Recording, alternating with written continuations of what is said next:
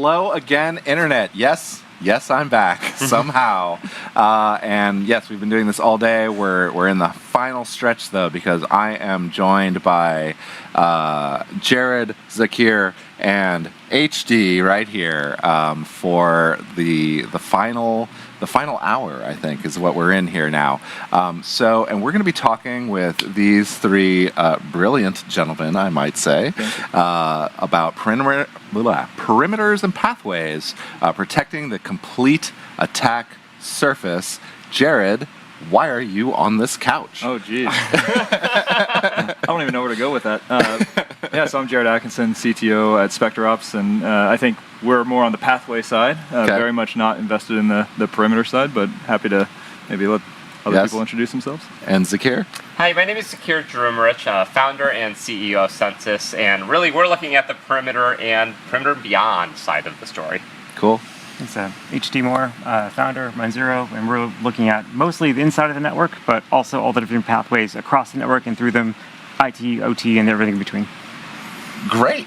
So, gentlemen, so what do you think people who have... So, if I have a company that has a place and I have some lands, this seems to be like the default traditional model of networking.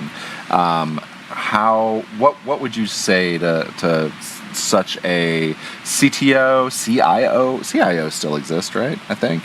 Or are they chief all AI CISOs? Officers now. They are chief AI Based on officers. what we've heard this week, at least. Yeah. So what do you like? What is the thing that these folks don't already know is the problem? You want to start from the outside in? Sure. I think a lot of the pieces we look at is it'd be really nice if there was sort of that one central place and everything was inside of it and there was this one defined perimeter. I think the piece that really sticks out for us looking at the outside is the number of satellites and then the paths actually from those into the real network. Mm-hmm. And I think a lot of what we see is we're looking at even things like a remote control system on an LTE modem, but that is connected back through some SCADA protocol into the internal of a network. We're also looking at, in a lot of cases, I think people think of the cloud, they think of Amazon and Azure and Google, right? Like the big three. But then you get into what actually is every cloud provider in every one of these other countries where you have some data sovereignty law that says you must use this provider. Is a big one, right? Yes, but for every country you can come up with ones and you have this very long tail. And each one of those satellites still usually has some pathway in.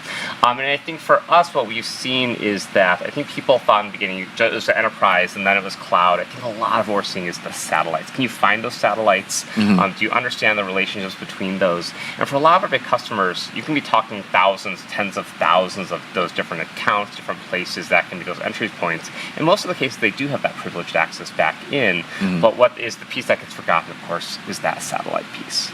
Yeah. Yeah. And so, how do they find them? Yeah, I guess from our perspective, a lot of times we kind of operate with the assumed breach, which is this idea that attackers can get in through myriad ways, and then the question is what that we're asking is what can you do once you're in, right? And so this started with Active Directory. It's I compromise an identity. How can I leverage the access that identity has to take over resources and then compromise additional identities and then kind of roll that up and accumulate control? Mm-hmm. We've really started to kind of like look into how does Active Directory feed into these other systems, things like Okta, things like GitHub, and we're finding that there's kind of this relationship to where you might set up Active Directory to have federated access into Okta, and then Okta is used as kind of almost like a transit hub of how do you gain access to all the different SaaS applications. Mm-hmm. And so the general idea is get initial access on somebody's work computer, right? Typically that's going to be an AD computer, not always, but conceptually. And then you are able to see what systems do I have access to and kind of like at what level of privilege. And then the question is can I discover who else I should target in the environment and then go find your attack path to get to that user and then gain full control over something like a GitHub, a Snowflake, 1Password even, right? And kind of go from there. Cool. From the internal network side of view, I think it's neat because you kind of take in both these angles, right? one thing we do that's fun is we'll scan the internal network for a company. We'll fingerprint all the TLS services like remote desktop, SMB, et cetera. And then we'll go look on the internet to see if those hashes of those certs are public anywhere else. So we happen to find a remote desktop TLS certificate on the internal network, and it's externally, we know exactly how it's in the network, right?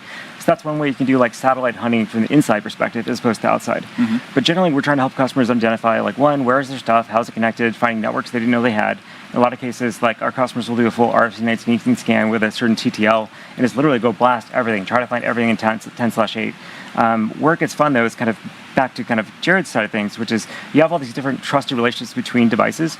You could say, I've got a VLAN that's segmented, another VLAN that's segmented, but if your device that segments the VLANs, like let's say your Cisco switch, has its management port exposed to your guest wireless, like is it really segmented if an attacker can resegment it for you? For sure. So that type of stuff is what I get really excited about. Definitely. Yeah.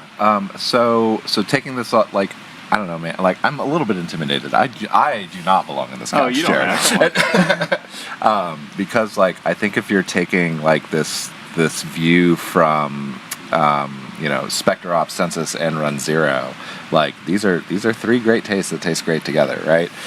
There's a reason. I'm actually quite impressed with the like synergy between the three different approaches, right? So it's like the things that we don't look at, you're looking at, and it's really cool how it kind of comes together to form this full picture, right? Yeah. And it's almost we were talking about this idea of like we use the map analogy. BloodHound kind of started off with this Google Maps, like how do I get pathfinding? How do I get the directions from my initial access point to the thing that I actually want? But then we were talking about maps, and you think about Google Maps to where you have different views. You have a satellite view, a topographic view, a street view, and it's kind of like all these things are kind of coalescing together to give us the full picture of what's actually happening, which is really interesting. And a brag on behalf of Jared. So BloodHound is fantastic. It helps you find like the shortest path to an attack that you didn't know was there. And as you start layering not just the identity, but you start layering things like Okta, GitHub, and then all the network infrastructure, the satellites you're talking about, external, internal, et cetera. Like you start finding like it's like a 4D graph at that point. You have so many different ways to go from point A to point B that nobody's thought about that are not part of anyone's defense. Oh, for sure. That's kind of why we ended up creating the enterprise product. Not to be too sales pitchy, but the general idea was we're using it for red teaming, and when you do a red team, you kind of give the one attack path or maybe the few attack paths that you actually traverse during the actual op. But then what happens is they fix that, and then there's a million more attack paths, right? And so it's like, how do we give you directions to prioritize where you should be making those changes so that you can actually fix things like holistically, as opposed to just like onesie twosie. And then when you look at like in aggregate, you're not actually making any difference, right? So that's. But then the idea is you're adding additional information, and that's the really cool thing that HD did, which is taking the runZero data, integrating it into the graph, and that lets us answer a bunch more questions like. Maybe there's false positives because there's compensating controls, and you can start to layer that in and get a better picture of what's actually going on. Are those compensating controls, right? Is that what network borders are made of? Oof. Because I think about, specifically like Censys, in my mind, Censys is sweet spot is like scanning the internet over and over again and like finding the things that like I care about for my stuff. runZero's sweet spot is, the internals networks, OT networks, things like that. And SpecterOps' sweet spot is, mapping the two, right? Sure. And I'm wondering, like, are we always just kind of teetering on the edge of like we don't have an inside and outside, like the inside and outside is delineated by address space, right? Like RFC 1918, like you said. Is it all compensating controls on the way all the way down? Like I would be curious to know, like from a Censys point of view, like how do you think of like what is outside? Yeah. Yeah, and actually, I think this has actually gotten even blurrier over the last couple of years because network infrastructure itself has become almost like the prime target for attack. And so we used to think about firewalls and VPNs as part of this compensating controls, and now it's the actual attack surface. And so I think that has actually made it really cloudy for us, which is the network itself becoming that main attack point, or KVMs or other infrastructure that's used, LTE modems, Fortinet devices, all of this stuff, in many cases, is now the attack surface. And so I would say that has really blurred it because if there ever was a line, that has been completely erased at this point. What we're thinking about is what is the low-hanging fruit? What is visible? What is that initial access into it? And I think after that, between SpecterOps and runZero, like you see where it goes. For us, the question is even defining that line, knowing what is yours has become really complicated. Right. And I think that's where we're focusing on is just understanding that perimeter is a massive job in and of itself, helping to define that, and then working with other partners to say, now that you have that perimeter, where does that go? But I agree. Like I think that line is blurrier and blurrier by the day. I have kind of a question for the group, really. So, we do all this work to be preemptive, right? We're trying to find ways to prevent attackers from breaking in the first place. That's kind of what we're all here for, is making sure that you don't get compromised, that you can avoid a breach in an incident. However, when that doesn't work for some reason, when there actually is an incident, like, how does your focus, your work, your product really help with that incident response part? Yeah, I kind of come from a defender perspective. That's like what I did before I got in the position that I'm in. And the way that I think about it, I think about the detection and response process more than the IR process. So maybe that's a little bit of a variation of your question. But one of the deals that we have to contend with is this idea that we have more alerts than we have resources to parse those alerts and deal with them. And so one of the things that we're thinking about is how do we make sure that we inject context from the graph into the alert processing, like the prioritization, right? So, for instance, the simplest question that you might ask is, the alert gives you context, so that's like a contextual starting point.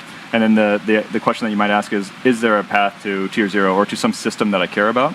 If the answer is no, that doesn't mean that it's not a true positive. That doesn't mean that it's not potentially worthwhile to look at. But maybe it's not as important as something that does have a path to tier 0, even if that's something that has a path to tier 0 is not guaranteed to be a true positive, right? So it's like a prioritization kind of use case, I think. Yeah. No, we started this conversation on the perimeter side, but actually a lot of Censys' use case is actually not understanding your perimeter, but everything beyond it. So when you have an alert, you have an incident that occurred, right? It's not happening right this second, right? You have something that happened in the past, and then you have this question of like, okay, I have this flow record, I have this alert, I have this, but like, who was involved? Like, what was the other side? You have some public IP address. Was this ours? Was this some suppliers? Did this just belong to Netflix and I can get rid of it? Was this C2 at that time? If it was C2, like, who does it belong to? It's funny, you say it's context. So actually what we see a lot of times is people have indicators, but then they're missing the entire internet context. Sure. There's a lot of internal telemetry. They have a lot of this data, but then people are completely blind to the other side. There's ephemeral devices, there's auto-scaling workloads. What might be a device owned by you 1 hour is completely different a few hours later in somewhere in Amazon and another cloud. And so a lot for us actually is that incident response piece, but there's actually the fact that we can rewind the internet back and say, at that time, here's actually the players that were involved, here's what's going on, here's how to map out the other pieces of this and actually understand that incident. And then this oftentimes does come back to your perimeter. Okay, what are the other devices that looked like this one at the time? Maybe they're known, maybe they're unknown. How might this, can you essentially put together that complete story of what happened when you really only have these sort of imperfect, fractured perspectives of what actually happened? Yeah, just to kind of follow that a little bit, like the fact that you can like rewind time and look at the state of the internet or the state of your internet when the breach occurred means a lot. So if you're looking at a BloodHound graph and it looks fine now, but you roll back 6 hours ago and then you see an admin session on a box that wasn't there before, go, aha, right, that's where it is. Kind of same thing. If you're looking at an IP address that seems boring right now, like a random host, but you go back and you find a C2 listening on it 6 hours ago, obviously that's important. And runZero side, very similar, right? If we see the device acting funky internally, or even if you just want to understand more about your adversary, you can just point runZero out and go scan them, right? So it's a very quick way to figure out what is this thing, how did it get here, how long has it been there? But I think a lot of folks kind of undervalue the historical aspect, especially when it comes down to responding to a breach. Definitely. Is there, so we're in San Francisco, it's RSAC, AI is in the air. Oh boy. Oh, is that what that is? I thought that was the word that was not to be mentioned. Oh, don't worry. Okay. I've been talking about AI all ding dang day. I really like the graphical representations from all three of these products and product portfolios, right? Like they all look cool. They communicate quickly to, a good human operator with my stupid human eyes.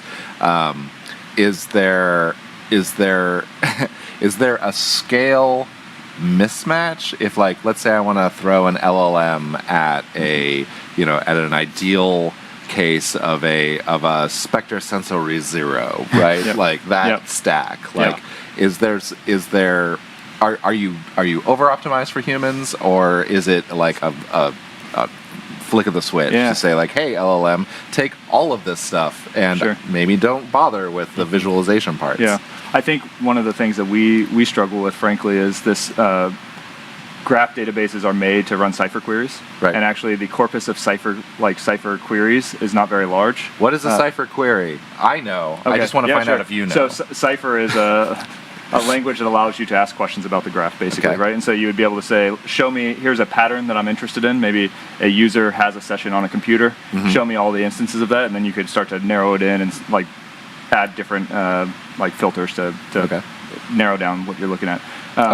Yep. So SQL is great. There's this huge corpus of SQL queries, and then you can train an LLM or a model to do like natural human processing of SQL queries. Cypher doesn't work that way, and so we have APIs that will do kind of basic queries, but the ability to kind of ask arbitrary questions from human language to Cypher is actually quite difficult to teach the model to do that. I think one thing you're hitting the nail on the head of is that these LLMs, even the really good ones, even the frontiers, they can't accept more than 1 million tokens at a time. So you can't just take your network, your AD graph, your map of internet, and shovel it into an LLM because it's not going to work. Right. So the key part is how do you get just the relevant data out? How do you give it a tool to be able to find the relevant data? And honestly, if you do that work, you may not need the LLM anymore. For sure. Yeah, I think it really depends what you're trying to do with it. When you're operating at this scale and this real-time notion, you're not going to be using LLMs to label everything on the internet, to make sense of things. At the same time, I think for most of our customers, we're not the only data source. Right. There's many internal pieces of telemetry. There's business data. There's our data. There's other internet data sources. And people are trying to put together the picture of what happened.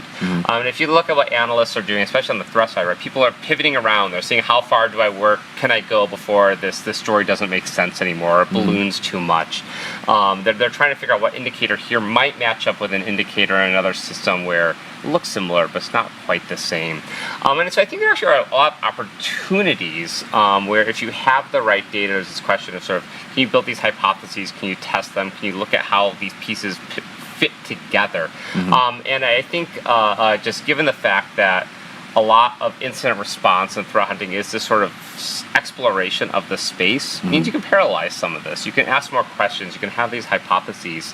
Does it mean that it's going to be able to find everything or label everything or understand the intricacies of how some of these protocols work?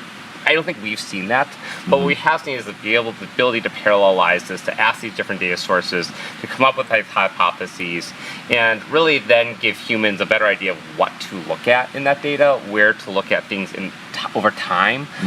There is benefit there, but I don't think we're at the point where it's solving problems end to end either. Right. You okay with one more question? Yeah, well, go for it, dude. All right, so I love y'all's take as like, folks who are building products from scratch, right? Starting from zero, especially in a world of AI. When you look at a product like a video game, like your goal when playing that video game is to have that GPU at 200 Celsius, to have your fans screaming, to have everything burning, everything it possibly can, so you get smooth, buttery puddles in Cyberpunk 77, right? That's the whole point of it. But when you are building enterprise products, we go the exact opposite. We don't want it to be a single blip or IOP that we can avoid because that's how you make this scalable. Sure. With AI, I believe, we're starting to see folks doing a lot more of that video game model. We're preemptively doing a ton of work for the customer ahead of time, trying to basically predict what they're going to want to see and have it already pre-baked. What are your thoughts about having security products doing that preemptive, pre-baked, LLM or not, generated data flows? Yeah, I mean, I think that over time we start to get an idea for what people are looking for, and I think it's perfectly fine.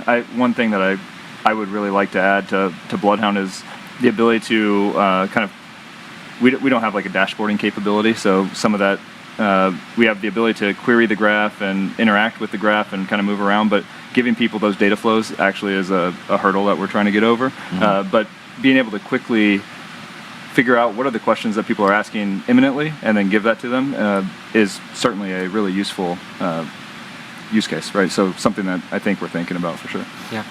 I think there's value if it can sort of speed up this iteration cycle that people to go through, especially for us with the amount of data you have, especially going back historically. The queries do not come back in real time, and we're adding terabytes of data per day, and you say, okay, I want to understand what happened in the last 3 months, or I want to understand every internet asset that looks something like this. Even with all this elastic compute, this stuff's not instantaneous. These queries take 5-10 minutes to run sometimes, and then you come up with another hypothesis, and it takes 5-10 minutes to run. And right, like you expand that out, and that sucks up a lot of time. That's sort of dead time. And so I think there's the ability to sort of to sidestep that, tell people here's a path that might look valuable, or multiple hops out. We sort of went down these multiple paths, and this one seems valuable. I think that's interesting, it's valuable. Again, I don't think it's foolproof. I think it's sort of, here's a hint of a place that might be a valuable place to look, or a place to go, or let me translate something technical to something an analyst might not understand the intricacies of that. And so I think, yes, there's a value. I don't think it's a silver bullet either. I think it's something where I look at it as if it's saving time. If it's making it easier, that's a win. But that's how we should really be approaching a lot of these AI pieces, is how do we really enable humans to be better, to be faster, to be more efficient, to find things they couldn't previously find. Yeah, I mean, I think that the front end design, right, what you're talking about, like I would love all of these products to feel more like video games, right? Like be more anticipatory of like the kinds of things that I want to know about my network right now. And maybe that's a place where like LLMs can help out, at least on the development side, right? Because like it's these development cycles that are kind of killing us. We have a couple minutes left. I wanted to give you some space for any kind of final thoughts, and I'm going to open with Zakir. All right. So I'm actually going to go the other side for the perimeter. One of the places we've been really looking at a lot recently is the attacker side of things. And I think a lot of what we found is all of these tricks and features we use to map out what is the attack surface of a company actually work very well to make sense of what an adversary looks like on the internet as well. And what we've been really excited about is that we can track a lot of this infrastructure in real time, actually proactively, before it gets used, before it gets deployed to mount attacks, using a lot of those same types of patterns that we've been using for years just to help people understand what do they look like. And I think what it comes down to is people have this imperfect understanding of themselves, their suppliers, of critical infrastructure, of different sectors, of adversaries. But the fact that we're not like do a lot of this in real time, we're very, very excited about, because it helps us get to that point where we're actually being a bit more proactive about understanding adversaries, not waiting for an attack to happen, not waiting for intelligence to flow through. And that's something we've been spending a lot of time on and are very excited about. Cool. Yeah. With BloodHound, I think we're really excited about expanding the graph to cover more of the systems that you depend on, right? So we're particularly focused on the IDPs because that's what brokers access to everything. And then we're starting to think about what are the systems where your sensitive data are. GitHub, for instance, is something that we really looked into. I just had a suggestion for Databricks as something that might be really interesting. We've looked at Snowflake, for instance. And the question is how do all these things compose together, right? So it's not just about, it may be interesting to ask the question in a vacuum of what GitHub users have access to which GitHub repositories. That helps you to audit kind of like how you've granted access and things of that nature.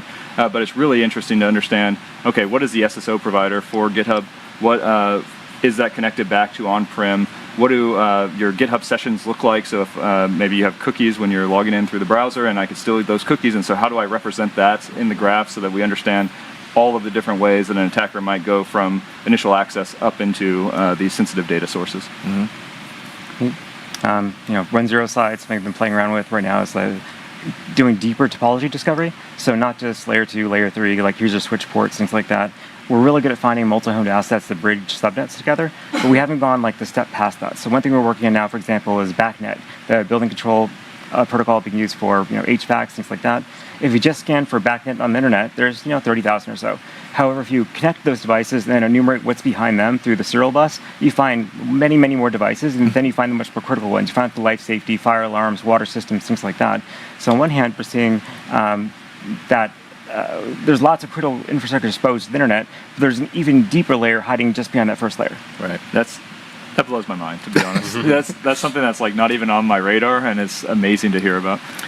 Well, with that terrifying revelation, I think we're going to take a break for about 5 minutes, and then we're going to be back with HD, but not you two. Oh, no. Back to the cyber minds with you. But we are going to be bringing Jay Cran on to talk about Mallory and AI. So you're welcome. Awesome. You don't have to be part of that. Thank you, and we'll be right back. Awesome. Thank you both. Yeah.